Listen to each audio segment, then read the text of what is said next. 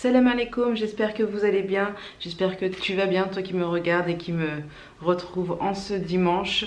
J'ai décidé aujourd'hui de vous présenter une nouvelle catégorie de vidéos, j'espère qu'elle va te plaire. Non, je pense qu'elle va te plaire en vrai. Je suis presque même sûre qu'elle va te plaire. Donc, comme tu as pu voir dans le titre de la vidéo, je vais te parler aujourd'hui de ce qui va te rendre riche, de ce qui va te donner la richesse. Aujourd'hui, on va parler de richesse spirituelle, bien évidemment, puisque c'est la richesse la plus importante, la richesse qui va être définitive. Donc, dans ce bas monde, j'ai envie de te dire, la richesse, elle est éphémère, n'est-ce pas? Donc, aujourd'hui, je me suis dit, je vais commencer tout petit. Donc, les catégories suivantes ne seront pas forcément sur le même thème, mais ça englobe l'islam dans sa globalité. On va commencer, donc je vais te présenter les 5, on va dire, premiers, peut-être qu'il y en aura d'autres par la suite, points qu'il faut absolument pratiquer. Vous allez voir, c'est très simple, très facile. C'est rien de compliqué. Donc, premier point, bien évidemment, je commence par celui-ci parce que ça va de soi. C'est de se remettre aveuglément à Allah. C'est d'avoir une confiance totale en Allah. Se dévouer à Dieu et accepter tout de Dieu, en fait. Déjà, ça, c'est le premier pas, on va dire, le premier point introductif, on va dire, de cette liste. Et dans cette obéissance, dans cette confiance, on va, enfin, vous et moi, on va faire du dhikr. Voilà, je vous apprends rien. Le dhikr, c'est donc ces toutes petites remémorations de Dieu, en fait. Tous ces petits actes de remémoration de Dieu. Donc, pour résumer, premier point pour devenir riche, faire du dhikr, confiance totale en Allah, accepter tout de lui et s'en remettre aveuglément. Le deuxième point qu'on va aborder pour cette quête envers cette richesse spirituelle, d'ailleurs, je viens d'avoir une petite pensée. Évidemment, je ne vais pas parler ici des obligations, puisque je pars du principe que si tu me regardes, tu es musulman, donc tu pratiques les obligations de l'islam. Et si ce n'est pas le cas, et que tu veux que je te parle des obligations, pourquoi pas après tout.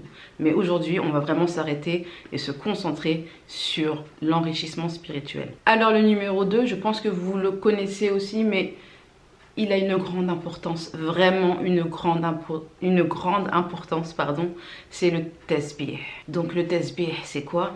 C'est le fait de dire Subhanallah, Alhamdulillah, ou Allahu Akbar. C'est 3 remémorations de Dieu, de le glorifier. Donc idéalement, c'est très simple, vous allez voir. Si vous faites vos 5 prières quotidiennes, je vous conseille de faire tasbih après chaque prière quotidienne. D'accord? Le but étant de dire 100 fois Subhanallah, Alhamdulillah, ou Allahu Akbar. Ces 3-là 100 fois. Vous les divisez par 33. En fait, il y a plusieurs manières de faire tasbih. Vous allez voir, il y a le fait de dire tasbih 33 fois divisé par 3, ce qui fait 99. Donc 3 prières, par exemple, Dhuhr, Asr et Maghrib, vous faites, après Dhuhr, Asr et Maghrib, vous faites tasbih. Donc 33 fois, c'est simple. Subhanallah 3 fois, Subhanallah 3 fois, 3 fois, 3 fois, 3 fois. Encore un tour. Hop, hop, hop, hop. Et un dernier doigt. Donc un premier tour, un deuxième tour et encore un doigt. Ça fait 33. Moi, c'est ce que je fais. Donc je compte avec mes doigts. Donc ça, c'est la première méthode. Donc vous le faites 33 fois après chaque prière. Donc les 3 prières que vous aurez sélectionnées durant votre journée. Et à ce moment-là, pour le centième, parce que 33 fois 3, ça fait 99, il en manquera un. Et bien pour le centième, il vous suffira de dire et de finir avec La ilaha illallah wa sharika Allah, lahu al-mulk wa lahu al-hamd wa huwa ala kulli shay'in qadir. Et c'est bon. Il y a une autre méthode qui est de faire encore peut-être plus simple pour certains, c'est comme vous voulez en fait, c'est de faire 33, 33 et 34. Donc vous faites vos 33 dans vos 2 premières prières et la 3e prière que vous aurez sélectionnée, vous faites 34. Alors, qu'est-ce que ça va vous apporter tout ça? On en parle? Je vais vous lire. Alors, d'après Abu Huraira, qu'Allah l'agrée, le prophète sallallahu alayhi wa sallam, répète après moi, sallallahu alayhi wa sallam. C'est important de répéter après moi. Quand je dis sallallahu alayhi wa sallam, vous répétez aussi la même chose. On en parlera après dans un autre point de la vidéo.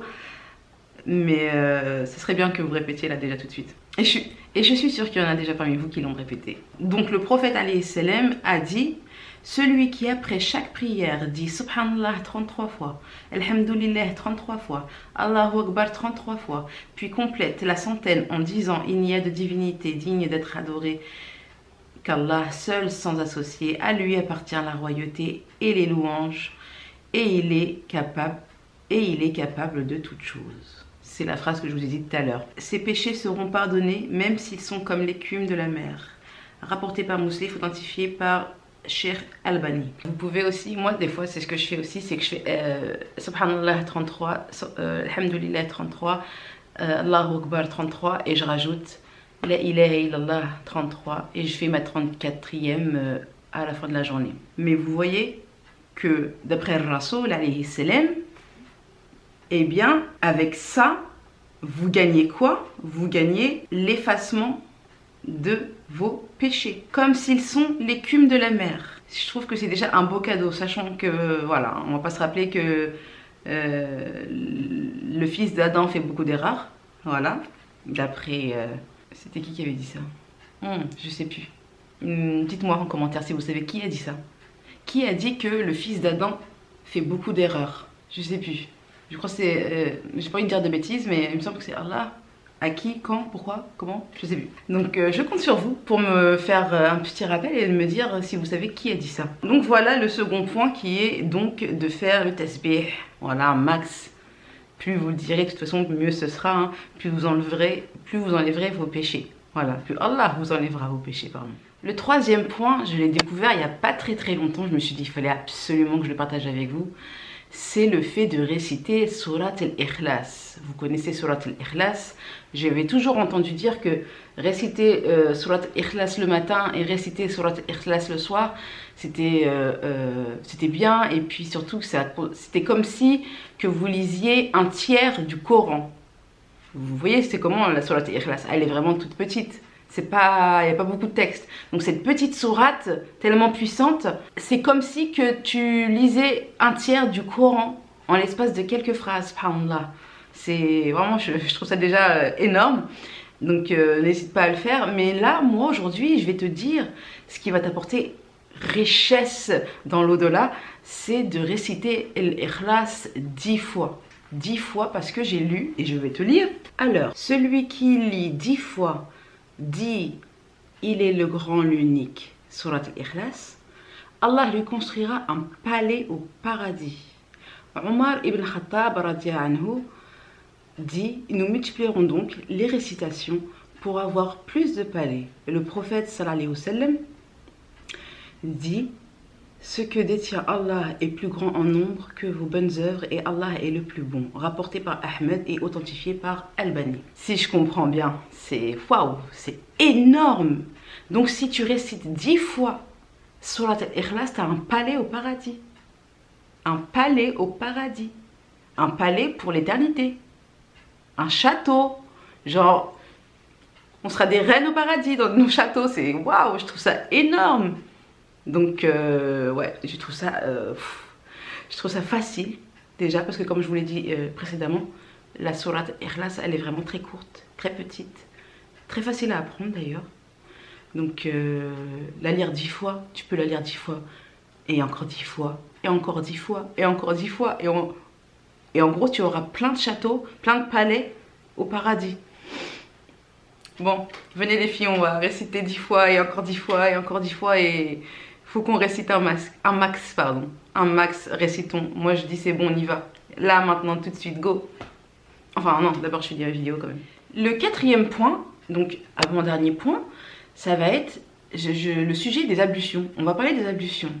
Parce que, je sais pas si vous êtes comme moi, mais je pense qu'on est beaucoup comme ça. Et je vois autour de moi, les filles, mes copines, tout le monde, la famille, on est tous comme ça. On a tendance à faire nos ablutions et on a tendance à les garder le plus longtemps que possible. Mais moi, j'ai lu quelque chose et je me suis dit, mais en vrai, plus tu vas faire tes ablutions, mieux ce sera. Je vais vous expliquer pourquoi. Je vais vous lire un petit quelque chose et on va en parler juste après. Uthman ibn Affan, qu'Allah l'agrée, relate que le prophète sallallahu alayhi wa sallam a dit « Quiconque fait ses ablutions et les parfait, ses péchés quittent son corps à tel point qu'ils sortent même de dessous ses ongles. » Authentique, rapporté par Muslim. Je vais vous lire la petite explication parce qu'elle est intéressante. Explication. Ce hadith indique, et d'ailleurs toutes mes sources que j'ai, je les énumérerai dans la barre d'infos, comme ça vous permettra aussi d'aller vérifier vous aussi, que je dise pas d'âneries. C'est des choses que j'ai déjà vérifiées, mais il est toujours bon de vérifier par vous-même, c'est vraiment important. Surtout pas apprendre la religion via des vidéos de gens comme moi par exemple, hein. Moi je vous dis des choses, à vous d'aller vérifier, il faut absolument aller vérifier, c'est important. Alors, explication, ce hadith indique que les ablutions font partie des meilleures adorations. Et parmi les mérites mentionnés à travers ce hadith, il y a le fait que celui qui fait ces ablutions est les parfaits en préservant les traditions prophétiques et les convenances qui y sont liées. Ces ablutions seront une cause pour ces petits péchés, liés au droit d'Allah, exalté soit-il, quitte son corps. Ceci au point que ces péchés et ces fautes sortent de dessous des endroits les plus minuscules, c'est-à-dire sous les ongles. Par conséquent, il convient que l'individu ait comme intention à travers ses ablutions le fait de se rapprocher d'Allah, à lui la puissance et la grandeur, et qu'il ressente par le biais de ses actes. Il met en application l'ordre d'Allah qui dit « Et lorsque vous vous levez pour accomplir la prière, alors lavez-vous le visage » Coran, verset 5, sourate 6. Qu'il ressente aussi qu'il suit en cela le messager d'Allah sallallahu alayhi wa sallam, dans l'exécution de ses ablutions, tout en ayant à l'esprit encore qu'il souhaite acquérir la rétribution pour cette œuvre, de telle sorte qu'il l'accomplisse à la perfection et la fasse de manière parfaite en tout point. Donc, on comprend bien à quel point ça doit être parfait. D'accord? À quel point nos ablutions doivent être faites parfaitement pour que notre œuvre, pour que notre prière, notre salat soit acceptée. Et on comprend aussi à quel point les ablutions, d'après le hadith rapporté par Muslim, on comprend que le prophète nous a dit sallallahu alayhi wa sallam, que lorsque tu fais tes ablutions, tes péchés quittent ton corps. Tes péchés quittent ton corps à tel point qu'ils sortent de dessous tes ongles. T'imagines un peu le truc? Donc je me suis dit, mais pourquoi on est là à vouloir garder l'odo à tout prix? Nos ablutions, pourquoi vouloir les conserver le plus longtemps que possible? Plus tu vas les faire, plus tu vas parfaire. Je sais pas, c'était ma logique. Donc je me suis dit, plus tu vas parfaire, plus tu vas retirer des péchés. En plus, tu sais pas ce que tu fais entre deux. Peut-être qu'il y a des choses que tu fais inconsciemment et qui sont considérées comme des péchés. Tes ablutions que tu avais fait avant, par exemple pour la Dhuhr, peut-être qu'elles étaient bien faites. Et du coup, ta prière a été acceptée. Mais ça veut dire que si, entre-temps, tu as gardé l'odo mais que tu as peut-être fait des choses pas bien, non seulement ta prière elle n'est pas acceptée parce que tu as fait des choses pas bien, sans le savoir, mais en plus, tu n'as pas eu les ablutions pour retirer ce péché en question qui te sort de tous tes ongles. Tu comprends ce que je veux dire ou pas? Je pense que tu as compris ce que je voulais dire. Mais du coup, mon quatrième conseil pour être riche, c'est vraiment le faire le plus souvent que possible, les ablutions. Vraiment, limite, j'ai envie de te dire, et c'est ce que j'essaie de faire en tout cas quand je peux bien sûr, c'est à chaque prière, ces ablutions. Comme ça au moins, je sais que voilà, je fais les choses le plus parfaitement que possible. Parce que la perfection doit être de rigueur pour la prière. Vraiment, c'est ce que je comprends en tout cas moi en lisant ça. Dites-moi si vous êtes d'accord avec moi, c'est parti. On fait les ablutions le plus souvent que possible. Dernier point, ça va être ce que je vous ai dit en début de vidéo. Vous vous souvenez, je vous ai demandé de répéter après moi à chaque fois que je prononce le nom du prophète alayhi salam ou que je parle de lui alayhi salam. C'est super important, vous allez comprendre. Je vais vous lire le hadith. Au nom d'Allah, le tout miséricordieux, le très miséricordieux. Bismillahirrahmanirrahim. D'après Abu Burda ibn Nayyar, qu'Allah l'agrée, le prophète sallallahu alayhi wa sallam a dit: toute personne de ma communauté qui prie sur moi avec un cœur sincère, Allah a pris sur lui 10 prières, il l'élève de 10 degrés, il lui inscrit 10 bonnes actions et lui efface 10 péchés. Rapporté par Nasai et authentifié par Sheikh Albani dans Sahih Targhib. Donc, d'après ce hadith, à chaque fois que tu vas saler sur le prophète alayhi salam, tu vas avoir 10 péchés effacés, 10 bonnes actions transcrites. Allah, il va prier sur toi 10 fois et il va t'élever de 10 degrés. Mais ça c'est le truc plus. Vraiment pour moi c'est d'une simplicité mais phénoménale. Juste voilà, je te dis le prophète sallallahu alayhi wa sallam, t'as juste à répéter sallallahu alayhi wa sallam. Je vais te lire aussi quelques conseils que j'ai lus, que j'ai trouvé intéressants. Je me suis dit, je vais partager ça avec vous, je vous mettrai le lien en barre d'infos. Alors, il existe plusieurs sortes de prières sur le prophète sallallahu alayhi wa sallam. La plus courante des formules est celle que l'on doit prononcer chaque fois que le prophète sallallahu alayhi wa sallam est mentionné. Sallallahu alayhi wa sallam. Des fois on voit SWT entre parenthèses. Quand vous lisez sur Insta des posts, vous allez voir SWT ou une petite retranscription en arabe, mais que je ne peux pas vous montrer. Peut-être que je vous la mettrai juste ici ou juste ici, je ne sais pas.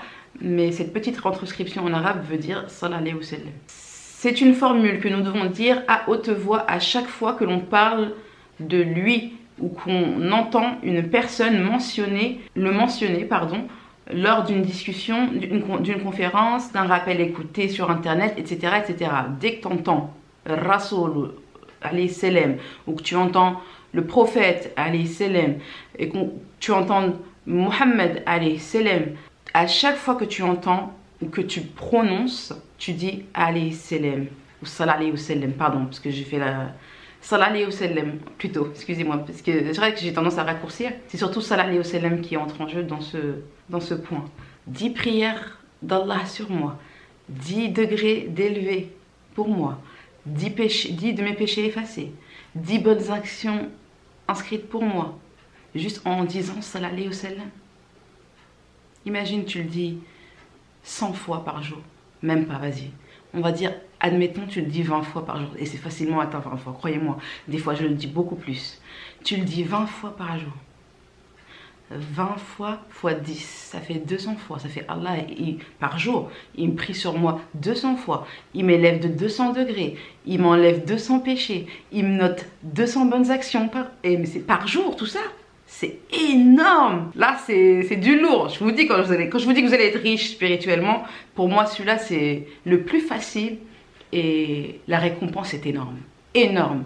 Vraiment, je vous invite vraiment à ne pas louper l'occasion de dire sallallahu alayhi wa sallam. D'accord? Lorsque vous avez une éducation, même juste, tu regardes une vidéo, en regardant moi, par exemple, je suis sûre que tu l'as dit plusieurs fois, sallallahu alayhi wa sallam. T'imagines la richesse que tu viens d'acquérir? C'est énorme. C'est énorme. Je vais rajouter à cela quelques petites notes aussi que j'ai trouvées sur ce site que j'ai trouvé intéressant. Donc, Salat Ibrahimiyya, la meilleure prière sur le prophète sallallahu alayhi wa sallam.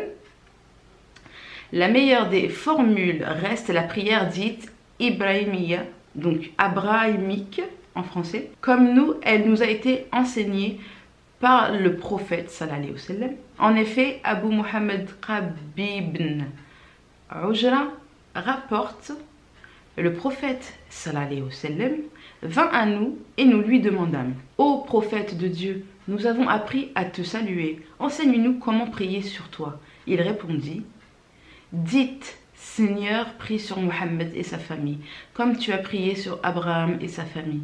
Tu es certes digne de louange et majestueux, et accorde tes bénédictions à Mohammed et à sa famille, comme tu les as accordées à Abraham et à sa famille. Tu es certes digne de louange et majestueux. Rapporté par Bukhari et Muslim.